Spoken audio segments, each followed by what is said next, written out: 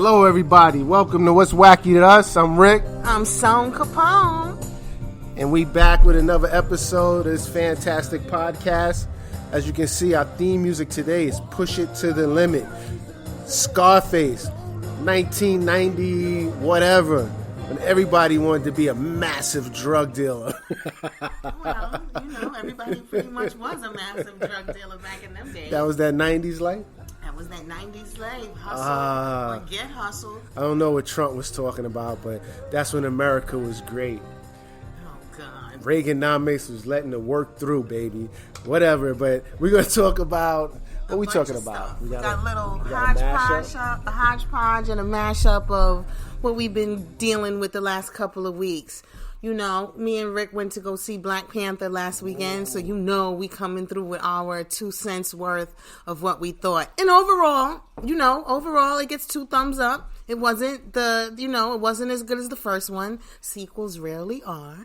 But, it was all good. I enjoyed it. And there were a lot of good messages in there that none of us will ever heed, because that's just the way we do. But, I'll let Rick give you his 2 cents worth also right here on Black Panther.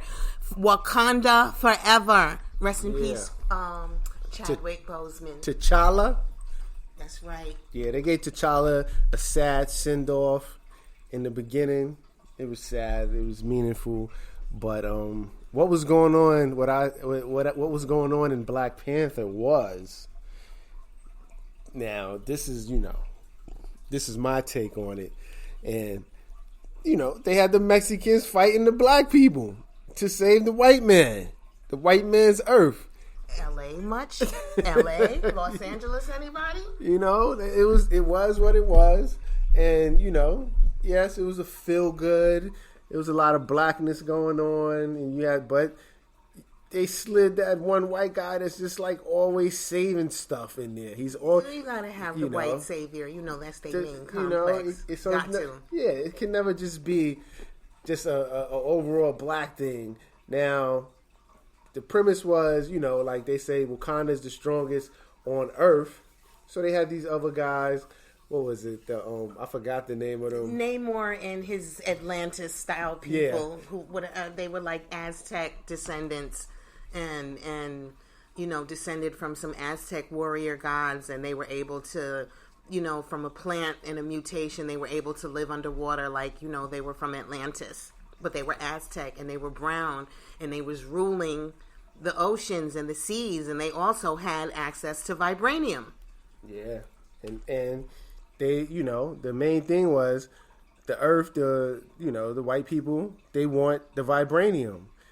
No matter how strong Wakanda is, everybody's after the vibranium to cause mass destruction, as they always do.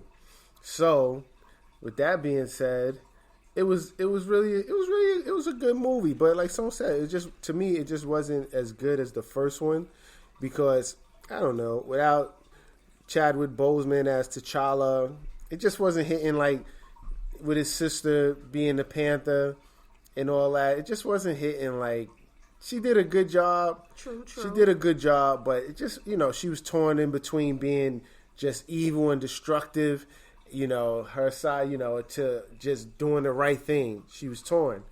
She was angry like anybody. Her brother died. She was taking it really hard. Her grief was definitely torturing her. But like you said, the messages were dope. Namor said it. He was like, we're stronger together. Yeah. And that's something we as black and brown people don't understand. We let white people tell us to fight each other, and then we do it because they understand that we're stronger together. And the movie literally was telling you that we will sooner fight each other to give white people and the white man what he wants, rather than banding together as 2 strong and powerful nations, one of the earth, the most strongest of the earth, and then the most powerful of the seas. Like, they would be unbeatable, which is the truth. Yeah. If black and brown people came together, we would be freaking stoppable. Like I said in the beginning, that will never happen. So, we're spoiling it for you guys if you haven't seen it, but too bad. No spoiler alert. You know what I'm saying? It's been out for almost a month, so we came with all the spoiler alerts. One thing that Namor was doing, and I was kind of like, I was on his side, and it was like, he was he had his moment of being like, what's my guy from Infinity Wars? What's his name? Thanos? Yeah, he had his Thanos moment because he was like nobody knew. First of all, nobody knew they existed. They just popped up and felt like they was about to be attacked because of this young black scientist had built a weapon that could find the vibranium, and she had built a machine, and she was like 19. She was a genius, but he just popped up. Nobody knew they existed. He brought all of that to himself, and then he was just like, nah, we're gonna wipe. He told Wakanda, get down with us, because we're going to wipe them out before they find the vibranium. Right. And like, yo, this is what it's going to be. And if you don't help me, we're going to wipe y'all out because we're stronger than y'all. That's big. That was the ultimate. It was like a crazy ultimatum for Wakanda. So, the Queen and all that. It was a good movie. Go check it out. It's definitely worth it. It is. But he's right. It's like he said, no one knew of the Atlantis people. No one. They didn't have to do anything. They could have simply just destroyed the vibranium thing that was in the sea. They could have just destroyed it, and that would have been that. And every time they had the ability to do all of that and then some. Yeah. But they really did show you how America was like, we want that vibranium because we could make some illmatic weapons. Yes. And then France was coming with their usual underhandedness of, we just want to get rid of it because it could make the weapons. And in all reality, France was about to go into Wakanda and jack people for the vibranium. So they really did tell you the truth of what it is.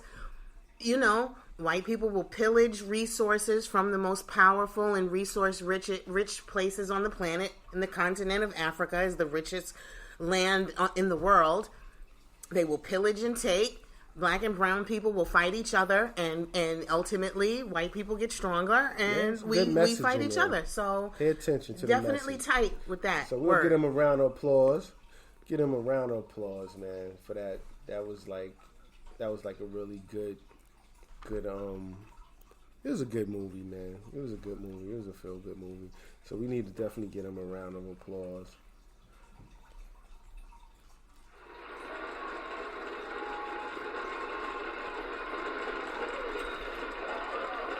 All right. So what we have next on the lineup? We want to talk about right fast Brittany Griner and this Paul Whelan cat and this nonsense of everybody thinking they're a foreign affairs and expert in in world Secretary of Foreign what I'm Affairs. saying. They think they just know everything about world affairs now, and smart, nobody reads the fine print. Everybody just is like, they traded a weapons dealer who was a madman for a WNBA player. But people are internet smart these days, so you have to give these scholars, the YouTube and social media scholars, you have to give them their props. I say shots fired on that one. They don't get no props for trying to act like they are. Sony's not feeling the so all you internet scholars with doctorates in internet, YouTube and foolery. You get the shots. You get the shots fired? Yeah. All right. So what's your thing on this thing? My thing is that one, I don't really care 2 cents about 1 cent about Brittany Griner. I don't care. She was over and playing in Russia for how many years, supplementing income, so you can't say she didn't know no better because she did. She just thought because her status over there of helping the Russians win in female basketball, she was going to be excused, and she wasn't. 2, since she was locked up, 3 active duty Marines were also released from prison before everyone jumped on Paul Whelan's job for no ass reason. Like, break it down. Because Paul Whelan, everybody's acting like he was this outstanding soldier, which he was not. Paul Whelan was dishonorably discharged from the Marine Reserves, and the way they be portraying him like he was some special force guy, this and that. No, he wasn't. He was stealing. He got dishonorable discharge for stealing from the government, from his government that he wants to save him, and he got dishonorably discharged and for writing bad checks. Paul Whelan was out here trying to get the bag while serving, writing these bad checks. He's doing mad stuff. Then see, and his story. And now his story, because I like to research this guy's story and what he's holding on to. It just sounds fishy. He's like, oh, I was over there for a wedding. And so he ended up, because he got arrested for having his thumb drive with sensitive Russian information. So he goes, oh, I didn't know this information was on there. I thought it was just pictures on it. like, are you serious? How you end up with top secret information mixed up with pictures? Like from a wedding. From a wedding. You over there for a wedding. Then, because he ended up, I don't even know what kind of job this is, because he ended up with another good job, because he was global security for an automotive company. And I'm like, what do you need global security for? CIA and they was like, automotive if you get company. Caught, you on your own. I think so, man. I think they like, yo, you blacklisted. We don't know who you are. You know, you know what it is. This is part of the gig. I don't know. I don't know if they would put him in a CIA op like that after he was dishonorably discharged. I don't know whatever branch he would be able to go to and get down. So he might have been doing his own thing. But that's why, because they know he has nothing. That's what, that's what the movies be showing us. It'd be some whack fool who got dishonorably discharged, who has lost it all. He's down in his luck. And the next thing you know, they like, yo, son, we'll give you $2 million if you get this info. But understand this. You get caught, you on your own. The CIA don't know you, and you better not mention the CIA, or you're going to wind up Jeffrey Epstein in yourself. Because there's something up with it that the U.S. was like, we're going to take this WNBA player over this Marine. There's more to it. It ain't no, y'all all like, whoa, that is so bad. Nah, the government knows something about Paul Whelan, and they like, nah, we're going to leave him over. He wants some And they BS. gave up 3 active duty Marines who were literally in a Russian prison while Brittany Griner was in prison. So there was already, America gained more than Russia as it was. They got back 3 active duty soldiers who weren't dishonorably discharged for stealing. But I got to give my 2 cents on Brittany Griner. Because Brittany Griner, and I'm just so sick of it. Like, oh, her and her wife, and her wife is happy. And now she's going to make more money than she ever made in the WNBA by going on this talking circuit and telling her story, the book. They might even do a documentary and all this. They are. So those 9 months or whatever it was that she was locked up, it's going to pay off for her tenfold. And it's not right because, like someone said, she's been over there for years playing basketball, and evidently she's been getting over smoking and vaping weed over there all this time, but she didn't take into account it was going to be a war with Ukraine when she was doing it this time, and she got caught up in some political BS. And, I don't want to see, did the 9 years for vaping, is that excessive? Yes, it is. But other countries don't slap you on the hand like the U.S. for drug use. Right. Other countries they actually really try not to have drug use. U.S. play with drug use. They play with it. Oh, the war on drugs, the fight of drugs. And yet, we consume most of the drugs that's being sent out around the world. We are the most drug-induced fucking country in the world. Facts. In the world. More than Bolivia, more than Peru, where all of that shit comes from. Don't buy into the hype. People love drugs in America. Country. They sure do. So, they'll drug your damn kids. Yeah, they love it. It's this big business. They love drugs. Like, this is a drug-loving country. In the future, cocaine probably going to be legal. I know cocaine is next. It's next up to be legal. You got your weed, everything else. It's happening in Oregon. You got your heroin pills, your Percocets, and all of that. Everything's legal. It's going down. So, and don't forget it. High people are more easy to control. Of course, you out your fucking mind.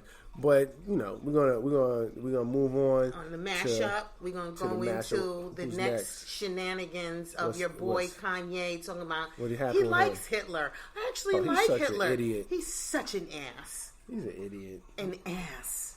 He got his degree revoked from his hometown, from the city of Chicago. They revoked his honorary degree Like, I don't understand what his end game here is anymore. I mean, he's out of all his contracts.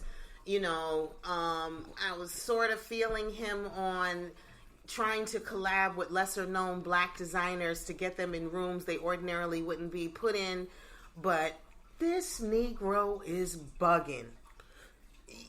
What's your end game, Yeezy? What is you doing right now with You Like Hitler? I'm tired of him. Like, what are you doing? I'm honestly, I don't even... Your VP is that Greek dude who's the white supremacist, which you're running for president. Like, I fully believe that he's the epitome of the test drive of Get Out. They've stolen Kanye's black consciousness, and there's some white man living in him who's going to try to act crazy for the rest of Kanye's life. Then he's hanging with Alex Jones. Like, them niggas bugging. Like, dude, Alex Jones is in the same boat as you, getting wiped out of your cash. He had to pay for the Sandy Hook lies he told. They wiped him out of his cash, making him pay all this money to the families and everything. And you want to go on his show and start talking about Hitler? Like, are you really just trying to off yourself, bro? Like, at the end of the day, Kanye, like somebody else said, who was it? Somebody said, I fear Kanye won't be with us much longer. And at the rate he's going. And if that happened, it's not going to be a surprise to me. I don't wish the brother no ill will. Not at all. But the things he's saying and doing, what's your end game, bruh? Is the end game you are the end game? Because that's how you acting right now. That's how you acting. Crazy. For real. He's definitely talking about, I seen some good and hit. Like, why would you even touch, like, you're in a whole nother why would you even touch on that? Like, you just bringing more trouble to $200,000 a month in child support that you ain't gonna be able to pay much longer the road you on. Yeah. You know, like, why would you touch on that? Then they talking about he was at the meetings at Adidas or whatever. He was showing nude pictures and sex tapes of him and Kim. And, like, are you serious? Like, this guy is like, if you support him, you got a little craziness in you too. Like, so, because he's bugging right now. You can be like, oh, y'all don't see the bigger picture. I don't care about Kanye's bigger picture. Because guess what? Kanye's bigger picture doesn't include me. So why would I care? You guys be out there so invested in Kanye's next move, and his next move doesn't include you. Yeah, he want to mess with these black designers and now. That's fair. Why wasn't that your first? I don't believe, like, you can be somebody's second choice all you want. But, like, now, when you was at your peak, was you thinking about these people? People always want to come back to their culture after another culture rejects them. And now it's like, and then they get extra pro-black when it happens. We seen it with Michael Jackson. We seen it with everybody. After you hang over there for all that time, get your money, then something happened, a scandal. Because, black people, one thing about black people, we have empathy. We have empathy for everybody. Empathy. So they be like, oh, and everybody, it's a chord you strike. Everybody's like, the empathy is there, and the people are going to be like, oh, yeah, they doing them wrong, and la, la, la. Man, forget all that. What's next song? We're going to wrap it up with, a rest in peace to Shanquella Brenata Robinson and that situation. We didn't get to touch on that during our last podcast, but, that situation right there, I'm still so following the story, and I'm just, I'm absolutely amazed / outraged that these law enforcement agencies can find Negroes like Chris Dorner in the woods, who's a specialist at hiding, but y'all can't find 4 friends who are literally just wipe their social media clean, and y'all can't find nobody now. Like, it's like y'all literally watch them beat this girl to death. We watch them act like inhumane savages, and I say it with friends. Of course, with friends like that, you don't need no enemies. But we all saw it, and the way they did that girl, I don't care what she did. Y'all got beef. That's not how you handle it. And I feel like that whole situation was I'm still so invested in it, because if not, all of my friends and cousins all have daughters, all of them, and she just reminds me of my nieces, my best friend's little girls, and all that. And it's like, you just never know. And the way the way this is being handled again, it's feeling like it's about to fall through the cracks again because they can't find these young people all of a sudden. They're gonna find them. Believe that. It's too much. There's too many people involved. It's like people that made songs, people that did everything. They're gonna find them. This is gonna be a movie. This is gonna be everything. Did you know? Like, I'm looking at something because I haven't really followed it that hard, but what I did follow, and one of the girls, like the main girl that was doing everything, the craziest part of this story to me was her sister, the day before they left, got killed on a domestic violence thing, and she still went on a trip. Yo, what was going on? Like, I'm like, what the? This story just keeps having more and more parts to it that's weird. Like, the main girl, her sister, her I guess her husband or boyfriend killed her the day before they left to go on this trip. Why? How you know your sister just got killed and you still go on a vacation?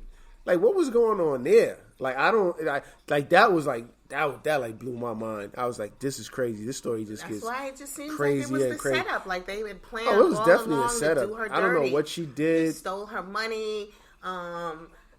Again, these are the people that she was looking to have a good time with. She put up most of the money for the Airbnb and the trip itself.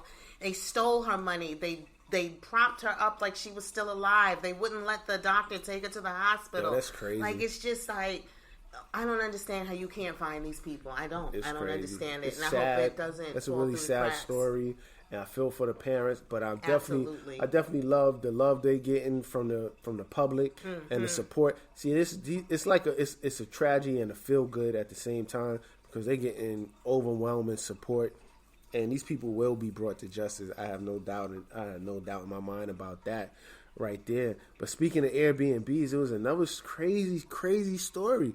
Like, these three black kids and stuff, they wasn't kids. They was, they went away to an Airbnb, and they all died from carbon monoxide poisoning. Mm-hmm. And the mother was like, she was talking to her daughter, was like, I don't feel well, and this and that and that. And it's just crazy that carbon monoxide, you going on these, so many tragic things is happening on vacation. So another thing, just like someone said, man, you got to be out here on these vacations, beware.